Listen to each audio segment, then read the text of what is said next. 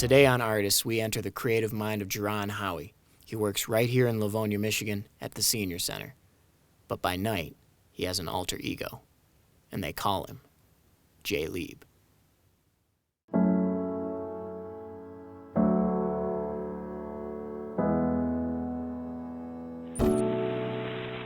One memory that really sticks out in my head from my mom and dad, it was a big musical moment, was the fact that I think I might have been 5 at the time, and we were up a relative's house. My dad was doing a big party for our family reunion, and he saw me walking toward the microphone, and so what he did was he did the channels correctly, turned up the music, and then blended the microphone into it, and I was singing, and I didn't think that it was on, and I just kept singing, and everybody was dancing, and I noticed that they were stopping and kept looking at me, and I wasn't hearing myself, because at the time I didn't quite get the ear training, so I'm just going along singing, and then all of a sudden they're cheering and chanting me on, and I looked at my dad, he was like, keep going.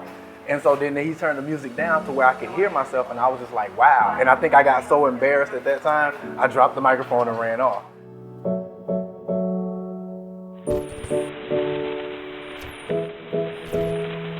But after that, I came back and did it again, so that was the biggest defining musical moment for me, to let me know that you have the capability to grab someone's attention with what you say. Here we are now. My name is Jeron Howie. I also go by JLEEB, is my stage name. I am the recreation supervisor for the Livonia Senior Center, or the Civic Park Senior Center here in Livonia. But what a lot of people don't know is I deal with a lot of performing arts as far as music, dance, production work. I'm a recording artist as well, and this is my story.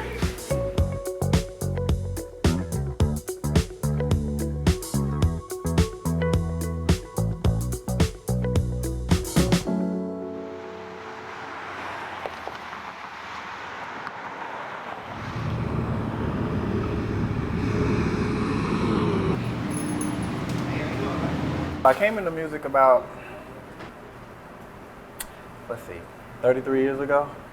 My father has been a professional DJ all of my life, so basically learning the tools and the tricks and the trades from him, learning about, ear training and listening to sound. I was in chorus in middle school, and then when I got into middle school, that's when I wanted to get into sound recording. And once I got into high school, my friends would always go around freestyling, just making up, beats on the trash cans or whatever, and I'm either sitting there humming a tune, singing, or I'm rapping and writing something down. So it just started to progress from there. 2004, I decided that I wanted to break away from always being a part of someone else's music camp, and I wanted my own. So I decided to go ahead and go out on my own on a limb, and 11 years later, I'm still doing it, still progressing, and I've actually gotten to the point where I have my own independent label now, and I'm helping other artists with management and grooming and things of that nature. So it's all become a big integral part of my life right now, and it just started from being small with my dad and rocking the microphone. Plus my mom is a very excellent singer. Her whole entire side of the family, they're all singers, so it's like I was gonna come into it one way or another,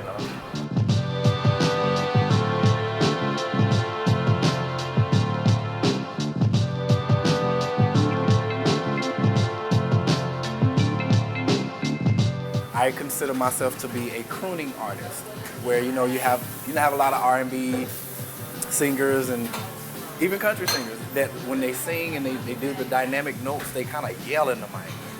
I'm not a yeller. I like for my voice and everything to be smooth. I'm more of, like I said, I'm a crooner, so I just like to be real smooth and mellow with everything. I'm not really about hitting big and dynamic notes. I can, but I feel like I can still get my point across without having to in the microphone, you know what I mean?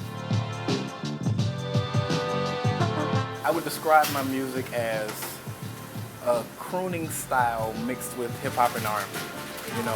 I also would describe my music as different from the norm, because a lot of people that you hear on the radio today, if the beats aren't the same, their styles are the same, or what they're saying is the same thing. There's really no substance in music, unbeknownst to a lot of people that like country music.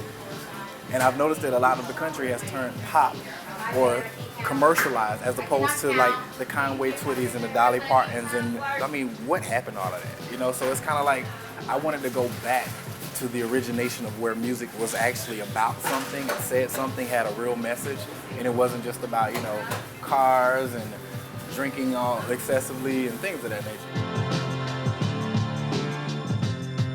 When it comes to influencing music, for me, it would have to be a lot of the old school R&B groups, like Luther Vandross and Barry White, Marvin Gaye, Teddy Pendergrass. Like I said, my father was deeply involved in music, and he used to play a lot of that. So when I hear some Parliament Funkadelic, some Bootsy Collins, something, Rick James or whatever, I automatically can go to that space and like, hey, I can chill, I can vibe with this. My inspiration for writing a song, it could be anything. I could be sitting at home watching TV and an idea might pop up in my head, and then 2 hours later the song is done, recorded, and I'm in the mastering phase of it, putting it all together and everything. Like, it varies. I mean, the wind might blow the wrong way and I have an idea for a song, you know what I mean? So it's like... Yeah, I grew up in Concord, North Carolina, did a lot of traveling up and down the East Coast with my grandmother, and that's where the travel bug bit me and is in my spirit. And I knew that once I started to grow more, I was like, okay, I've been here, I've kind of plateaued with my dancing and music and writing. I want to go somewhere else that's known for the arts and see how I can do there. And that's what brought me to Detroit, the Detroit area. So. Yeah. 7 years strong. 7 years strong. Detroit. Yes, Detroit versus everybody, as they say. You know. When I got ready to move here, a lot of people were like, "Are you crazy?" And I was like, "No." I think my first 2 weeks here, I was in Detroit a lot, just downtown, just enjoying, looking around, like, wow, there's a lot of character here. I knew that Detroit had a revitalization going on when it came to music and performing arts, and just the city itself. I knew that they had that going on, and I was like, you know what? I got to be a part of that. I can feel that energy. And it's like Detroit relates to me basically because they say Detroit versus everybody. And if at one point in time in my life I was like, it's me versus everybody. I'm going to be able to build off of these setbacks and come back bigger, better, faster, stronger. And that's exactly what's going to happen with Detroit, and that's what's happening with me. Sometimes you got to have that mindset of you versus everybody else. That's what sets you aside from everyone else. Yeah.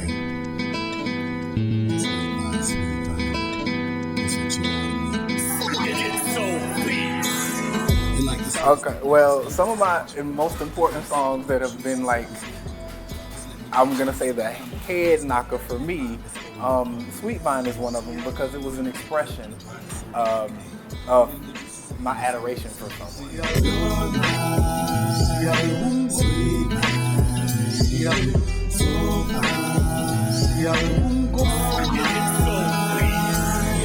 This is what I consider you to be. You're my sweet vine.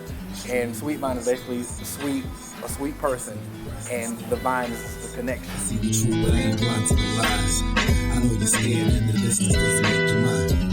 The song Why it's very strange how that came about. I was actually, it was kind of personal. It really was. Be yourself. You get stomped on in the process.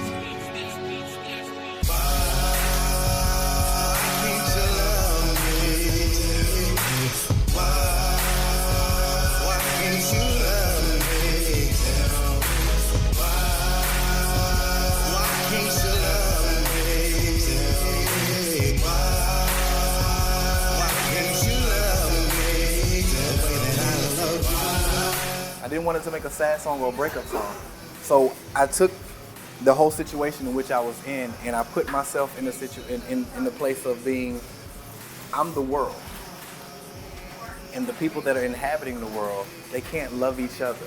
They can't love the earth. So the song is like, why can't you love me? It's not necessarily saying me, myself, or why can't you love me in an intimate fashion, but why can't you love me because of the color of my skin? Why can't you love me because of where I live? Several other things that were just sparking a lot of discontent between people in the world. So it was kind of like a way to reach out to the world.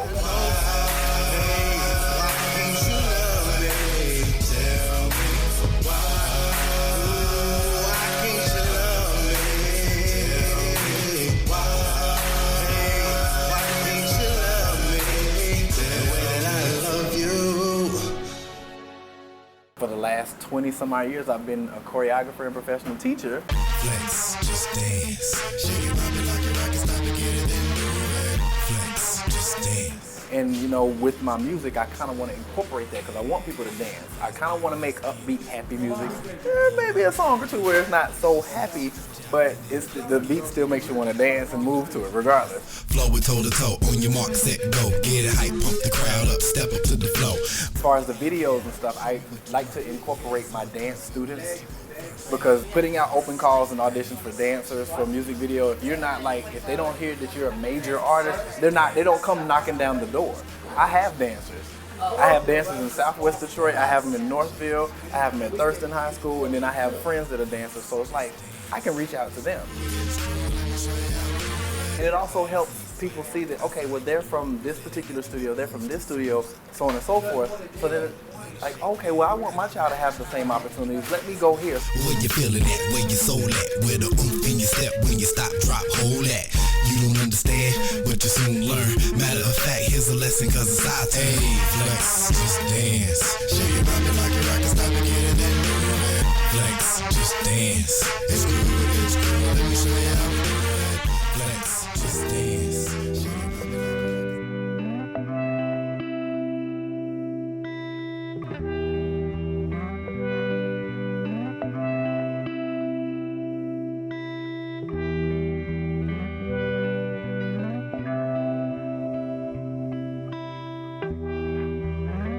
In general, music to me means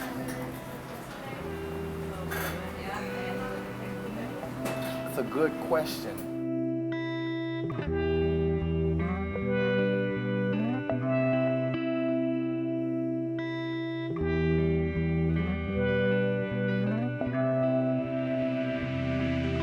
I think a world without music would just be very dull and mundane. You know, I don't think people would be able to release certain emotions. People wouldn't be able to reminisce on certain things, you know, without, I mean, you can still do it, but a lot of the time, music actually triggers these feelings, thoughts, and emotions in us. And if we didn't have that, then we would probably be walking around as an emotionless society.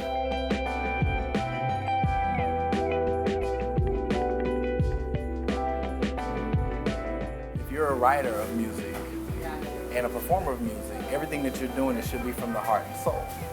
So if I'm gonna write a song, it's gonna be from the heart and from the soul. It's gonna be real, it's gonna be true, no matter the genre, no matter what it is you're saying. But if you're doing this from the heart and soul, people will relate to it. As far as where I'm going with the future of music, I want people to see that I'm trying to take music back to its core roots, where it actually meant something, where it's talking about something. When is someone gonna make a song for me saying, hey, you know, for the steel mill worker, for the factory worker, for the nurses, the doctors, the recreation workers, you know, the people who work with seniors, when are people gonna make songs for them, you know? The music is out there, it's available. You can check me out on YouTube. My YouTube channel is Jeron Howie, ReverbNation.com/JLEEB, SoundCloud.com/JLEEB, numberonemusic.com/JLEEB. Everything is /JLEEB. All the music sites.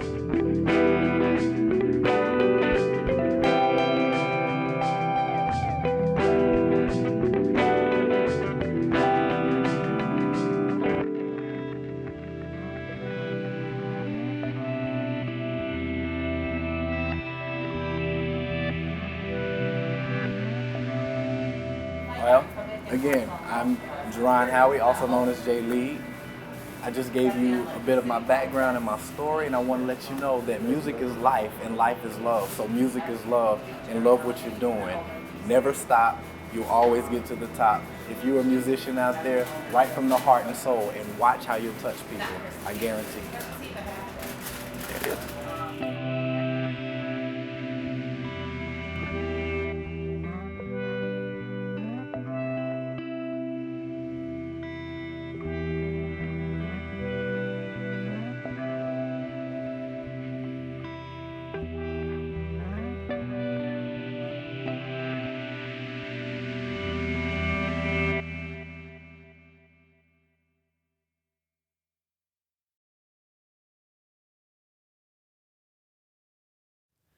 Ladies and gentlemen, here to perform Heartbeat, Jeron Howie, a.k.a. JLEEB.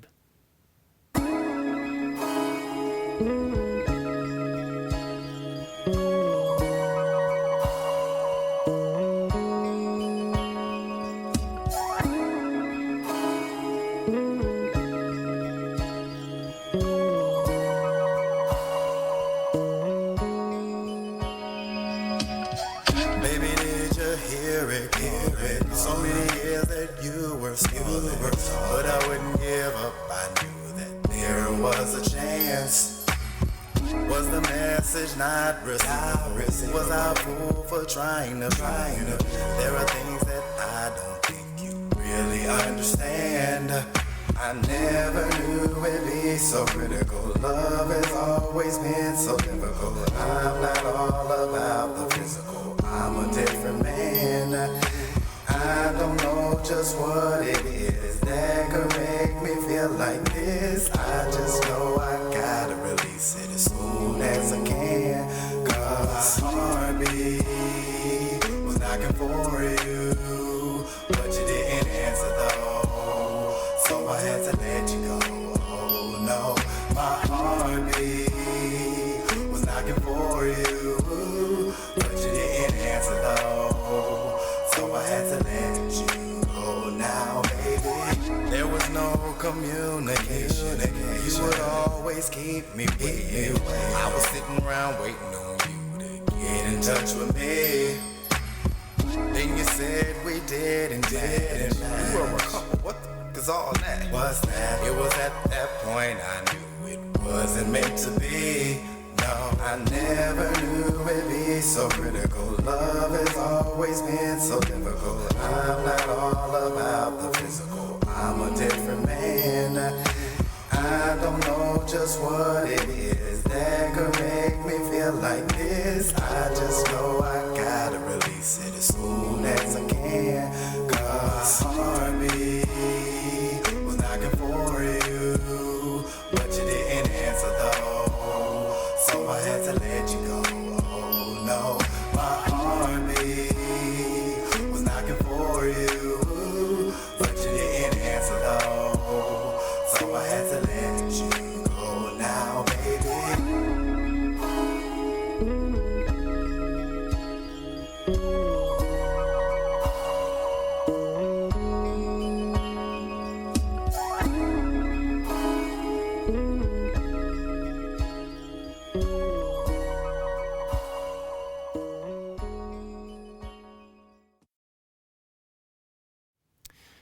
You can find JLEEB's record Expressions and Confessions in stores and on all your major online distributors like Amazon, iTunes, and Spotify. Jay's all over the internet and other places too. You can search YouTube for Jeron Howie. You can search SoundCloud and all those other big ones for /JLEEB. Thanks for joining me on Artists, and we'll see you next time.